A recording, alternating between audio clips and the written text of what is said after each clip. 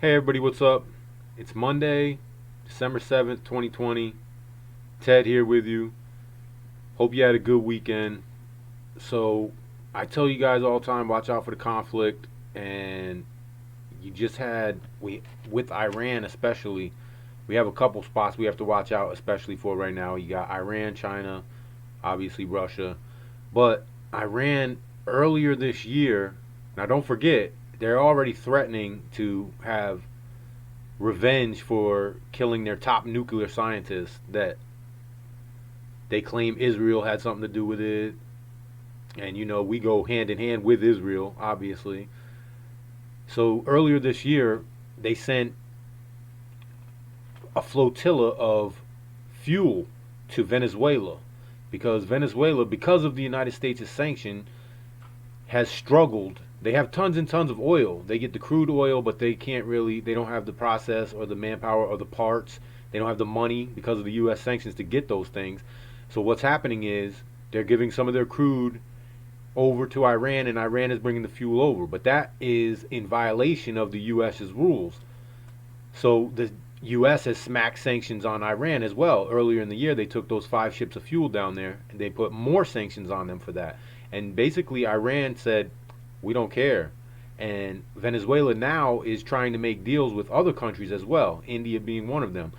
So what's happening is this is that another step in that loss of the reserve currency that I was telling you about, right? So this is the biggest ever flotilla of oil tankers going to Venezuela and bringing them fuel. Despite the sanctions, they're going to go. They don't care what the U.S. says. They turn off their transponders purposely so the U.S. can't find them. The Elliot Abrams has sounded the alarm of basically we got to watch this because they're turning off their transponders, and what's on these ships too, right? They say fuel, but some people, there have been rumors that say, hey, how do we know what's on that ship? Are we going to stop those ships? And Iran has threatened the United States that same thing deal with like the nuclear scientists. If you mess with these ships going to Venezuela, there will be ramifications. But like I said, what is on these ships? We don't know. Nobody's going to go out there and check them. They're going to turn off their transponders, come across. But I have heard rumors that maybe there could be a delivery system for an electromagnetic pulse that they could shoot from Venezuela type area up above the atmosphere, have the EMP device go off, and there's your long cold winter that everybody's been talking about. That's just a rumor. There's no facts on that. This is a fact that I'm telling you right here about this flotilla. This is fact. Okay? The whole thing about the EMP delivery system, that's theories. They're not even my theories. I've heard them. I'm just saying what I've heard because actually it does make sense. Iran is been threatening revenge for what happened to that nuclear scientist, and here you have them sending these tankers down there, 10 of them. So what's on these tankers? We don't really know. I guess we're gonna find out. I looked for a date of when they're supposed to arrive, couldn't find that, so we won't even have any type of heads up for that. But while we're on talking about Iran, you also have in Iran, they started up centrifuges for their nuclear plants, and that was bad enough. That is also against sanctions. See, they just don't give a fuck anymore. They're gonna do what they want to do. Iran does not care what the U.S. is doing. When we used to be tied to them, our sanctions hurt. But they've built themselves just like China, just like Venezuela's in the process of doing, just like Russia's done, right? They've built their own Swift system for payments, and they've basically worked around the dollar, and because they know the dollar's days are numbered. But now you got Iran nuclear centrifuges they've been running against the sanctions of the United States of America, and Europe is alarmed because now they're saying they're going to bring in 3 more of them. So this is definitely, we got to keep an eye on Iran because there's a lot going on with Iran right now. And I don't know, have you guys ever heard, go on YouTube or whatever, and you can find the videos of all the politicians, the higher ups that are supposedly part of the New World Order, and they give off a list of like 7 countries. and Iran was one of them. They said Iraq, they said Afghanistan, they said Pakistan, all the ones we have already taken. And the few left that we didn't take were Iran, Syria, maybe a couple more. But as you see, we are all at these places. Just not that long ago, we were messing around with Syria, and Russia stepped in as a proxy. And now we're messing with Iran. So are we notching them off of that list? I don't know. But Europe seems to be alarmed, and that could lead to a bigger conflict, right? If they're scared of that, that could lead to a bigger conflict with Iran, and we don't want that. We don't want war. We need to stay. We can barely take care of our own country. We don't need to go fucking with any other countries. So, Iran definitely has to be watched. And also, for a second there, my computer froze up. I apologize. I'm not just, here it is freezing up on me again. But millions of Americans, for the first time ever, right? It's one thing when you've had the numbers going up and all that, but now you got people who were too proud to even go to food banks now are having to go to food banks. And it's becoming a problem. And this is what I'm telling you guys. You got to get ready. If we do have conflict with Iran, it's going to be problems. Okay? If you have food banks running out of food, that's going to be a problem. Okay? Basically what it was this was a story about a guy who was too proud to go to food banks, and now he finds himself the only way he can feed his family is through a food bank because of the loss of jobs. So as we know, the government, however you want to look at it, the people who run the real government, the New World Order, the puppeteers that run the strings, they've been shutting down. All these businesses and restaurants are closing, and it's having its effect. Unemployment's at some historic highs, but I'm going to just read you this little insert off of this article. The history books are filled with iconic images of America's struggle against hunger. Among the most memorable are the Depression-era photos of men standing in bread lines, huddled in long coats and fedoras, their eyes large with fear. An overhead sign reads free soup, coffee, and a donut for the unemployed. This year's portrait of hunger has a distinctively bird's-eye view. Enormous traffic jams captured from drone-carrying cameras. Cars inching along, each driver waiting hours for a box or a bag of food. From Anaheim, California, to San Antonio, Texas, to Toledo, Ohio, and Orlando, Florida, and points in between. Thousands of vehicles carrying hungry people queued up for miles across the horizon in New York and other large cities. People stand waiting for blocks on end. Okay, and I'm just going to hit a couple of these pictures with you guys. Right, first I've seen this picture and I said, what is this, a parking lot or something? What, this can't be a food bank. And then it says Norman Butler, a first-time food bank user, and his girlfriend Cheryl Butler wait overnight in their car with others lined up to receive food at distribution point in Louisiana. So they waited overnight in a jam-packed parking lot just to get food. That's what's coming. That's what's spreading. And they want to lock us down more. I don't want to argue with you whether it's real, whether it's not. Do you really want to lock it down? Do you want to see these food banks get longer? Which brings me to the video that I made, the 5 stages of collapse. Go there because these food banks are running out of food. And in the 5 stages of collapse, it specifically tells you about when food banks start to run out of food. It's a dangerous time. That video is based off of Dmitry Orlov's work into the subject.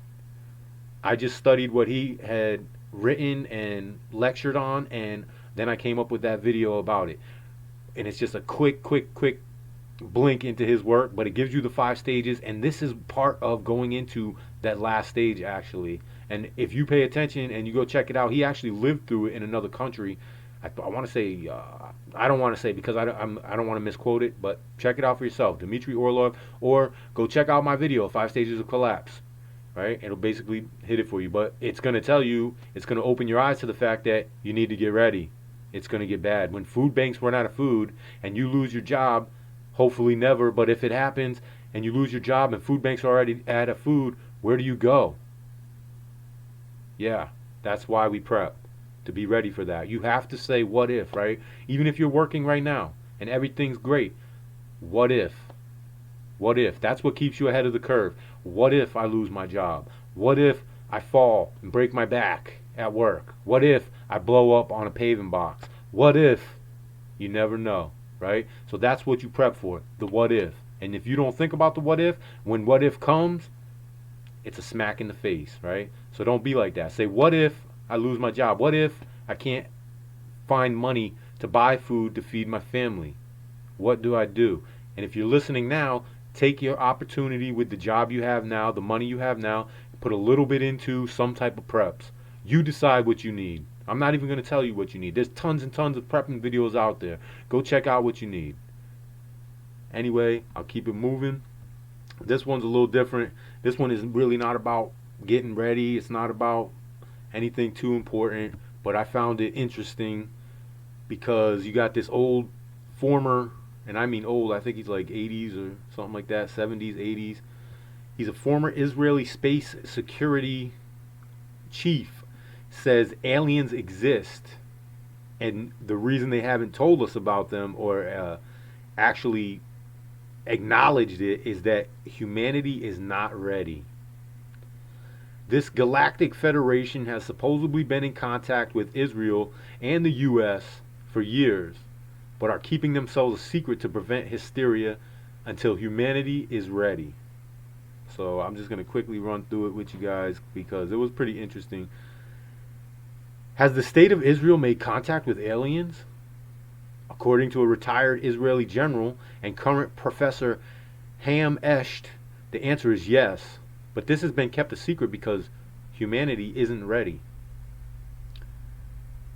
Speaking in an interview to Yedit Aronot, Esht, who served as the head of Israel's space security program for nearly 30 years and is a three-time recipient of the Israel Security Award, explained that Israel and the United States have been both dealing with aliens for years.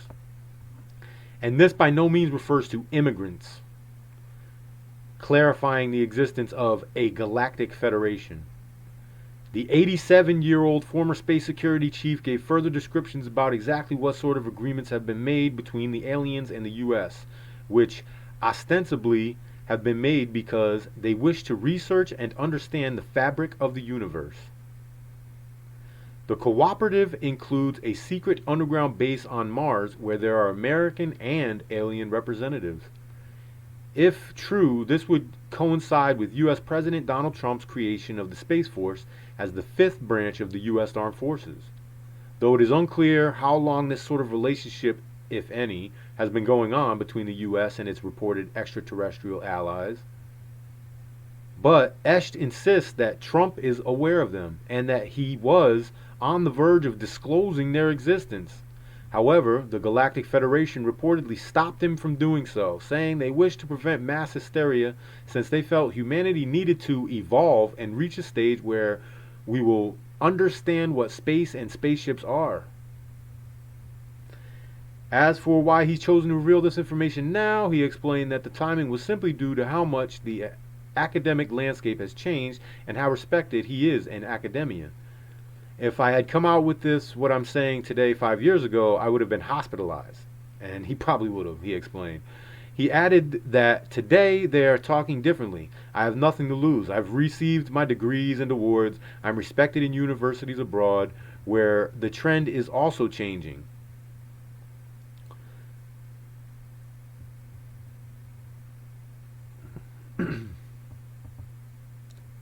I lost my place. So anyway, I don't need to read the whole article. You guys get it. And I'm pretty sure, this is just my opinion, I believe that this has been true for a long time. And I believe that our governments have known about it for a long time. And I'm sure you've all heard the theories online about some people theorize that aliens run our governments. Some of them are shape-shifting aliens. Some of them are lizard aliens. I'm sure you've heard it all. And I don't know that I subscribe so much to that. Maybe that could be true. I'm not saying it's not true. I'm open-minded. But I definitely think that we've had contact with aliens, and I think our leaders know about it.